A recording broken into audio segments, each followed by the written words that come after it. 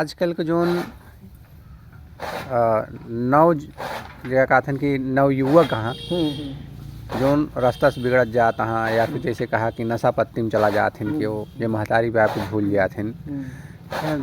तो एका सब कैसे सुधारा जाए सकत कौन एक आप बता सकत तरकीब? हाँ है तरकीब। अच्छा इनका सारन को बता दिया कि बस तू जो है न कहा कि कह दिया कि क्या करे दुर्गुण करता है 1 महीना मरे का और बाकी है 8 पर बस कह दिया तुम्हारी मौत तुम्हारे दस्तक पे आ गई है एकदम एक महीना बाद मर जाए तू।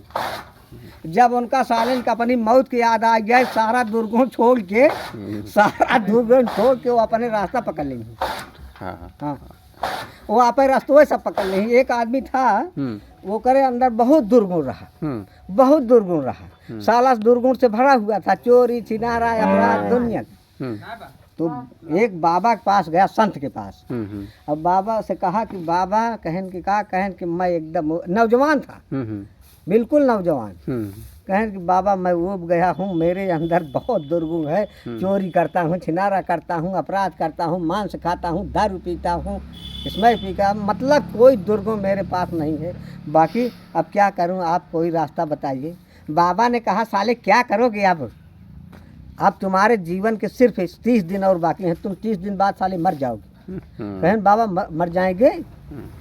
कहें कि हाँ अब 30 दिन बाद तू मर जाएगा। तो फिर उस आर जाओ अब करो दुर्गुण अपना खूब छोड़ो मत। तो 30 दिन बाद जो नाटा 30 उस आर बस जौने दिन से बाबा बताए वही दिन से उस आर अपने मौत की याद कैले है कि बस बिहान है ना अब बस 1 महीना बाद मर जाए 1 महीना और जितना दुर्गुण वो करे अंदर रहा सब छोड़ दे। तो 29 दिन जब बीत गए तो बाबा कहन अब संत के मांगी गड़बड़ाई जाई वो करे पास। तो गहनों से कहन कहा बे क्या हाल है? कहन बाबा हम सारा दुर्गुणवा छोड़ दी आपका भी आना है मारा क्या है और बताए रहे कहें साले कल नहीं मरेगा अब तू ऐसा कर कि दुर्गुण सब छूट गया है भगवान की भजन करो सत्कर्म करो और तुम्हारी आय साले बढ़ती चली जाएगी। जब आदमी को अपनी मौत के याद आ जाए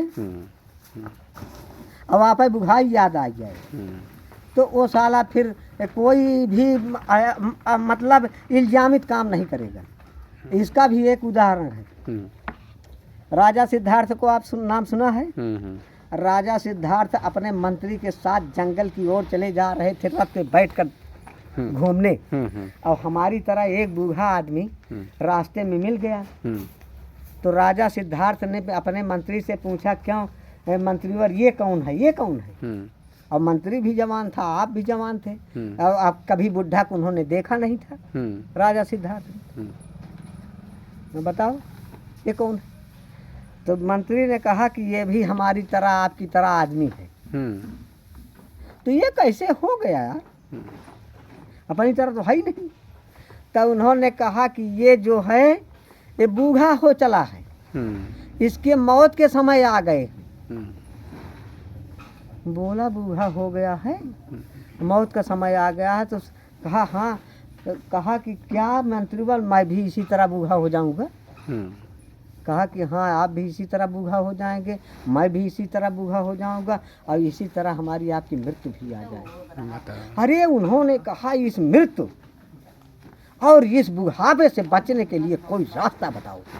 न मैं बूढ़ा होना चाहता हूँ और न मैं मृत्यु को प्राप्त होना चाहता हूँ।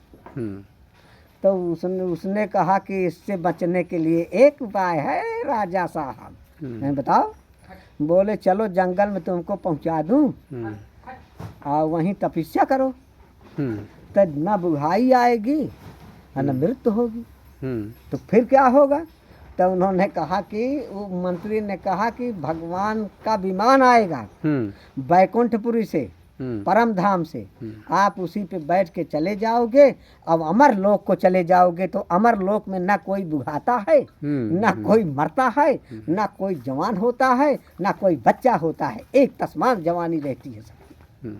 वहाँ जवान रहते हैं न बुढ़ाता है न लड़का होता है न मरता है न पैदा होता है। आप पैदा होने से भी छुटकारा पाएंगे और मृत्यु से भी छुटकारा पाएंगे और जो है बुढ़ाई से भी छुटकारा पाएंगे। उन्होंने कहा चलो आप घर लौट कर नहीं चलेंगे, आप चलो उस जगह पर बैठाओ हमको। राजा सिद्धार्थ ने चले गए, ले गया एक आम के वृक्ष के नीचे, उनका कमरी वमरी दे दहेज बिछा दहेज कहेस कि अब रजवाड़ी ठाट बाट छोड़ के और बैरागी जीवन धारण करके राजा और आप है तू करा भजन भगवान के।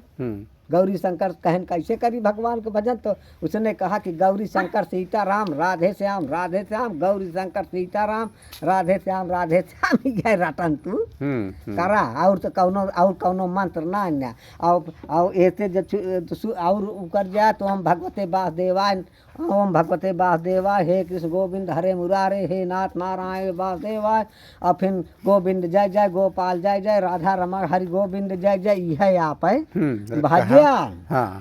तो वह आप राजा भजत रहन, भजते भजते 12 साल बीत गया भैया, लेकिन न भगवान के विमान आए और न कहा कि राजा में कोनो परिवर्तन भा और राजा उबिया गए। कहे ना आज जा अब चलता ही कमरी समरी लेके घरे, अब आज अगर मंत्री ससुर जियत हो ना तो उनका हम तुरंत फांसी चढ़ा देवे, अब हमारे वो बच नहीं आ सकते हैं क्योंकि 12 साल के दिन थोर के बीता यार तपस्या की, और ना भगवान मिले न भगवती मिली न कौनो बात है न भाई जो बता रहे को कुछ ना वो आप जो नाटे लाई के कमरी वमरी जब चले के तैयार भैन तब वैसे जैसे पृथ्वीराज चौहनवा बतावत रहे वैसे एक थे सांप वही पेड़वा चढ़े गिर पड़े, सांप चढ़े गिर पड़े, सांप चढ़े गिर पड़े जौन एक तरह रहे आ वो करे बाद 10 दांत सार